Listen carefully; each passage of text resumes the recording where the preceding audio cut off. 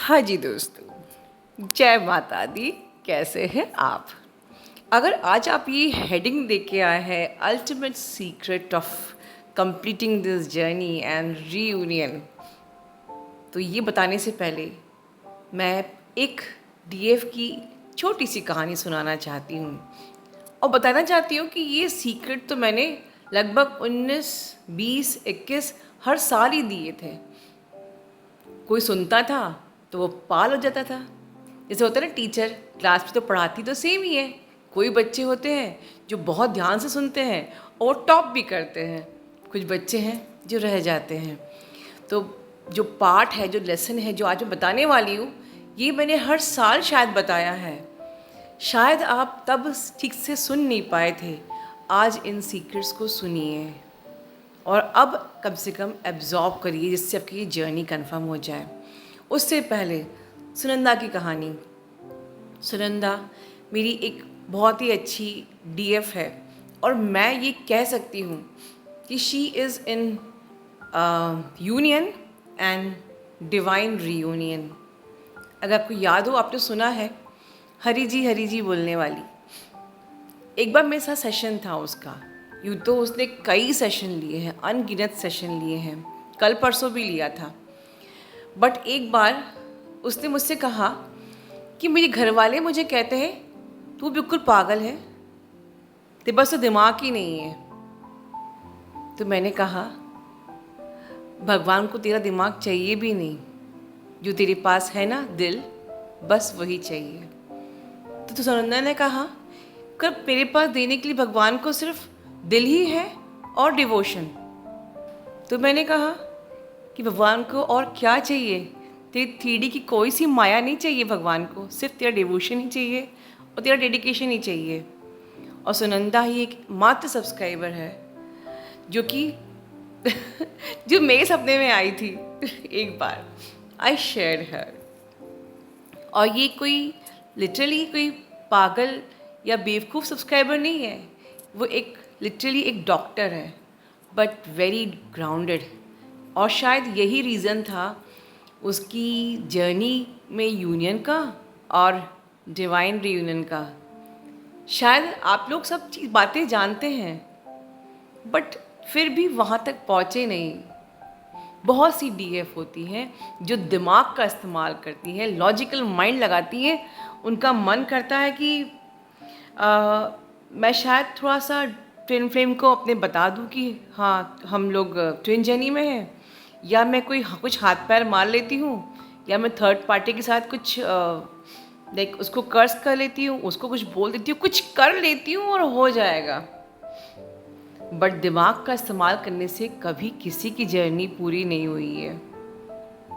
उस भगवान को सिर्फ आपका दिल चाहिए, आपका डिवोशन चाहिए, और कहते हैं ना, दिमाग चाहिए ही नहीं। क्योंकि दिमाग से चलने वालों की जर्नी या तो बहुत लंबी हो जाती है जब तक कि वो दिमाग का इस्तेमाल करना बंद नहीं कर देते हैं, अपनी आत्मा का इस्तेमाल करते हैं, या तो उनकी जर्नी कभी पूरी हो ही नहीं पाती है।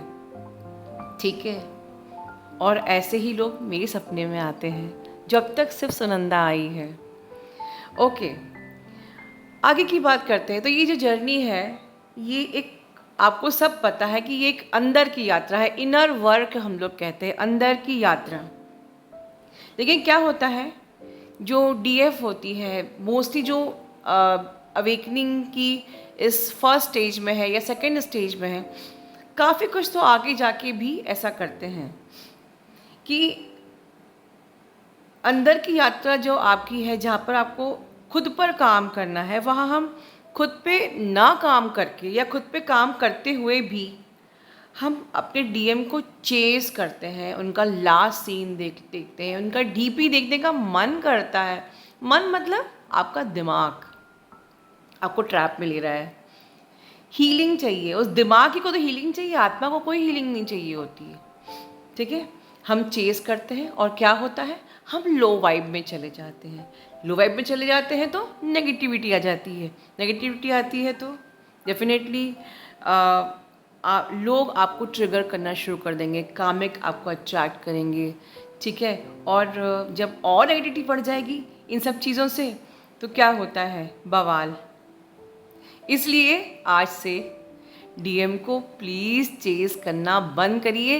ये समझ लीजिए कि जो चेस करना, ये ऑब्सेशन है ना, जो आपके अंदर एक नीडीनेस की इच्छा है, डीएम का ऑब्सेशन, डीएम को चेस करना, डीएम को एक बार देख ले डीपी, एक बार लास्ट सीन देख ले, these are all low vibrational terms. और ये सिर्फ आपको आपकी एनर्जी को लो करके सिर्फ आपको नेगेटिविटी देंगे, कोई हीलिंग नहीं देंगे। ठीक है, आगे की बात, थोड़ा सा मैं डिटैचमेंट को यहाँ पर क्लैरिटी देना चाहती हूँ, क्योंकि मुझे कुछ काउंसलिंग में पता चल रहा है कि आप लोग बहुत कंफ्यूज हैं। और जैसे कि डिटैचमेंट मतलब कि बिल्कुल भी नहीं है कि आपको ईगो में आना है कि अच्छा ठीक है, मैम ने कहा है लास्ट सीन देखना नहीं है, चेस करना नहीं है, बिल्कुल एक भी मैसेज करना नहीं है, चाहे उनकी ज़िंदगी में पहाड़ भी टूट रहा हो तो नहीं, ये मैंने नहीं सिखाया है। मेरे पिछले वीडियोस को ध्यान से सुनिए, मैंने हमेशा कहा है न्यूट्रल एंड बैलेंस होके बात करना है, फ्रेंड जोन में रहना है। आपके डीएम को हर वक्त आपको मैसेज नहीं करना है, जब आपको ज़रूरत है तो आप मैसेज करते हो, उनको तंग करते हो, परेशान करते हो अपनी नीडीनेस के हिसाब से, ये गलत है। लेकिन हाँ, एटलीस्ट आप उनको, उनके बर्थडेज हो गए, मुझसे लोग बहुत पूछते मेरे डीएम का बर्थडे आ रहा है मैं उसको मैसेज कर दूँ, बिल्कुल करिए, नो नीड टू आस्क, कोई ईगो की बात नहीं है, यहाँ पर कोई ईगो नहीं सिखाया जा रहा। बर्थडेज हो गए, फेस्टिवल्स हो गए, उनके घर में कोई सपोज़ कुछ ऐसी डेथ, कोई ऐसी कंटिजेंसी हो गई है, या वो बीमार है, कुछ भी ऐसी चीज़ है, without using any second thought आपको उनको एज अ कर्टसी विश करना चाहिए, और उसके बाद लेट गो करिए एंड अपने काम पे लग जाइए, डिटैचमेंट में रहिए। ठीक है, आपको अपना दिमाग का इस्तेमाल करना है कि हमें कहाँ डीएम को कनेक्ट करना है, डीएम को तंग नहीं करना है। बेसिकली डिटैचमेंट का मतलब यही होता है कि आप लोग या तो हाइपर कर देते हो या तो बहुत ज़्यादा तंग करोगे, बिल्कुल मतलब बातचीत चालू हो गई तो बिल्कुल रोज़ मिलना है, आज मैसेज नहीं आया, 10 दिन से मैसेज नहीं आया, एक हफ्ते से मैसेज नहीं आया, मैं उससे मिली नहीं, दिस एंड दैट, या मिलना चाहिए, इंटीमेसी करना चाहिए, या तो बिल्कुल आप हाइपर हो जाओगे और जर्नी से दूर हो जाते हो, भगवान साइड में, इनर वर्क साइड में, और इसी में आप लोग लग जाते हो, या बिल्कुल अब बिल्कुल बात ही नहीं करना है, त्यौहार आके चले गए, कोई मतलब नहीं है, फिर बाद में आप लोग कहते हो कि डीएम की शादी हो गई। तो बैलेंसिंग को सीखिए। आपसे डीएम आपके दुश्मन नहीं है जो आपसे वो रन कर गए हैं, वो इसीलिए आपसे भाग गए क्योंकि आप बैलेंस में नहीं रहते हो, या आप बिल्कुल हाइपर होते हो, या बिल्कुल इस पार या बिल्कुल उस पार। ठीक है, तो न्यूट्रल एंड बैलेंस का मतलब यही है कि आपको नेसेसरी ओकेजन्स पे बिना सोचे कि उसने मुझे मैसेज नहीं किया, आपको मैसेज करना है, and then let go back to your inner work. Then वो कैसे आपसे थोड़ा सा भाग करके अपनी एनर्जी को अपनी लाइफ में ट्रांसम्यूट कर लेते हैं। वाई कांट यू, आप न्यूट्रली बात करिए, हल्का फुल्का बात करिए, और वो जो एनर्जी आपको मिलती है विदाउट गिविंग एनी इंटेंसिटी, आप उसको ट्रांसम्यूट करिए अपने इनर वर्क में। और शायद ये सारी बातें मैं पता नहीं कितने बार बोल चुकी हूँ, तब भी आप लोग मिस्टेक करते हो। आज का जो वीडियो है मेरा, ये बेसिकली जो मेरे काउंसलिंग में आप लोग आते हैं और जो मैं आप लोग की मिस्टेक्स देख रही हूँ, उनको मैं यहाँ ला के आप लोगों के सामने रखना चाह रही हूँ। इसी प्रकार से आप ट्रेन जर्नी को लर्न करते हो। ठीक है, अब कुछ डीएम्स ऐसी हैं, basically they are chasing unawaken DM. ठीक है, और मान लीजिए आप खुद भी अनअवेकन हो, ठीक है, और चलिए आपका डीएम आ भी गया, अनअवेकन डीएम आ भी गया, क्या वो परमानेंटली टिक पाएगा? आपका डीएम अगर आ गया है तो वो या तो आपका प्रारब्ध है, इसलिए वो आया है, इसमें आप बिल्कुल भी खुद पे प्राउड मत करिए कि वो तो आ गया तो मुझे अब, क्योंकि मेरा डीएम आ गया, बात हो रही है, हम मिल रहे हैं, तो हमें इनर वर्क करने की ज़रूरत नहीं है। भगवान साइड में ऐसे लोगों को भगवान बाद में बताता है कि तुमने मेरे संग चीट किया है, अब देखो यू हैव टू पे, राइट? नहीं, वो आए हैं, बिल्कुल वो आराम से आए, नो हरी, पेशेंस रखिए। ये सारे बारीक बारीक सीक्रेट्स हैं, यही तो आपको अप्लाई करने हैं। सदियों की गंदगी कुछ ही महीने में, कुछ ही साल में कैसे उतरेगी? अनअवेकन डीएम को चेस करने की जगह पर आपका फ़र्ज़ है कि आप अपनी लेयर्स को उतारो, अपने आप पे काम करो। सदियों की जो गंदगी आपके अंदर जमी है उनको उतारना है, खुद को अवेकन करना है। आपकी एनर्जी चेंज होएगी, उनकी एनर्जी चेंज होएगी, आपका डायमेंशन बढ़ेगा। ठीक है, तो आपकी फ्रीक्वेंसी बढ़ेगी, और आपकी फ्रीक्वेंसी बढ़ेगी then only you can manifest reunion. कोई भी चीज़ लो वाइब्रेशनल एनर्जी में मैनिफेस्ट होती ही नहीं है। डीएम तो बहुत दूर की बात है, आप सिर्फ मनी अबंडेंस भी आप मैनिफेस्ट नहीं कर सकते लो वाइब्रेशनल एनर्जी में। तो मेक श्योर कि हम बजाय चेस करके टाइम वेस्ट करने में, वो बात नहीं कर रहा है, वो मिल नहीं रहा है, उसकी जगह पर आप अपने लेयर्स पे फोकस करिए, अपने डायमेंशंस पे कि मेरा डायमेंशन बढ़ रहा है कि नहीं, मेरी फ्रिक्वेंसी बढ़ रही है कि नहीं, मेरी वाइब्रेशन बढ़ रही है कि नहीं। जब वो बढ़ेगी तो अपने आप डीएम आपका अपने आप मैनिफेस्ट होगा। ठीक है, अब यहाँ पर बात करती हूँ अवेकन डीएम की भी। बहुत सी मेरे केसेस ऐसे भी आ रहे हैं कि अवेकन डीएम है, मतलब, लेकिन अवेकन डीएम को भी डीएफ ने खो दिया। अंडरलाइन, आपके डीएम अवेकन थे, आपके डीएम बैलेंस थे, आप डिस्टॉर्टेड थे, इसीलिए फिर भी उन्होंने आपको स्वीकारा। लेकिन आपने क्यों खो दिया? Because of your ego of blockages, jealousy, ego, anger. यहाँ तक कि मेरे पास ऐसे भी डीएफ आई हैं जिनके डीएम अगर थर्ड पार्टी में भी हैं, वो अवेकन भी है, वो बैलेंस भी है, वो दोनों जगह अपना बैलेंस अच्छे से जिम्मेदारी निभा रहे हैं। मतलब मैं यहाँ पर रोमांस और सेक्सुअलिटी की बात नहीं कर रही हूँ, जिम्मेदारी कि वो अपनी डीएफ की केयर कर रहे हैं, वो अपनी डीएफ को प्रायोरिटी दे रहे हैं, बॉदर कर रहे हैं, but at the same time they are responsible for their third party. अच्छी बात है, नथिंग रॉन्ग भाई, वो थर्ड पार्टी तो डीएम की लाइफ में उनका कार्मिक सिलेबस है and they should be responsible for their syllabus. तो ऐसे में अनअवेकन्ड, इमेच्योर्ड, डिस्टॉर्टेड डीएफ को जेलसी होती है कि वो वहाँ थर्ड पार्टी में क्यों टाइम इन्वेस्ट कर रहा है, वो थर्ड पार्टी में क्यों डेडिकेटेड है। वो आपके पास भी तो है। अगर आप इतने सेल्फिश बनोगे, इतने जेलसी आपके अंदर होगी, इतना एंगर होगा, इतने ब्लॉकेजेस होंगे, तो आप एक अवेकन डीएम को खो दोगे।